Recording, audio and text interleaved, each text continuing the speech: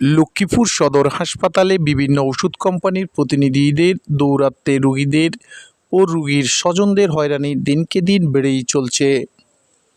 প্রতি রবি ও বুধবার doctor visit করার কথা থাকলেও তা মানছে না ওষুধ কোম্পানির প্রতিনিধিরা। ডাক্তারি প্রেসক্রিপশন হাত থেকে টান দিয়ে নিয়ে ছবি তোলা ও রোগীর নানা সমস্যার কথা জিজ্ঞেস করে এতে রোগী ও রোগীর স্বজনরা বিব্রত বোধ করেন। শুধু তাই নয়, সদর হাসপাতালের ওষুধ বিতরণের ফার্মেসির সামনে রিপ্রেজেন্টেটিভরা দলা হয়ে ভিড় করে রোগী ও রোগীর স্বজনদের নানাভাবে নানা উদ্দেশ্যে প্রেসক্রিপশন নিয়ে হয়রানি করে। আপনি এখানে ঘুরে করেন কী জন্য? এখানে আসছিলাম কাজ। রুগীদেরকে প্রেসক্রিপশন দেখেন কী জন্য?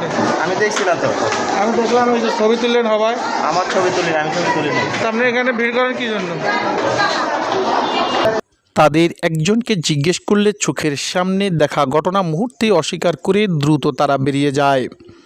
সদর হাসপাতালের গেটে রিপ্রেজেন্টেটিভদের মোটর সাইকেলের জট এতটাই সৃষ্টি করে যে জরুরি রোগী সেবা থেকে বঞ্চিত করছে তারা। রিপ্রেজেন্টেটিভের যে সংগঠন আছে তাদেরকে বলে দিয়েছে যে প্রতি রবিবার এবং বুধবার শুধু ভিজিটিং আওয়ার থাকবে।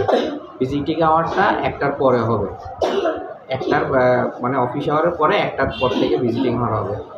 দুঃখজনক হলেও দেখা যাচ্ছে যে প্রায় সময় ওষুধ কোম্পানির রিপ্রেজেন্টেটিভরা আমাদের টিকিট কাউন্টারে আসে, ঘোরাফেরা করে এবং তারা রুগীদেরকে অনেক সময় প্রেসক্রিপশন নিয়ে ডিস্টার্ব করে। তো এক্ষেত্রে আমরা যেটা বলি, আমরা অনেক ক্ষেত্রে আমরা সামনাসামনি তাদেরকে দেখা হলে তাদেরকে কিন্তু আমরা তিরস্কার করি, আমরা তাদেরকে সজাগ করি, কিন্তু দেখা যাচ্ছে যে জিনিসগুলা ওভাবে তারা কর্ণপাত করে না। এর পরবর্তীতেও কিন্তু আমরা ফারিয়ার যে সভাপতি সেক্রেটারি আছে তাদেরকে ডেকে আমরা তাদেরকে বারবার বলি যে আপনাদের সংগঠনের থেকে আপনারা ব্যবস্থা নেন।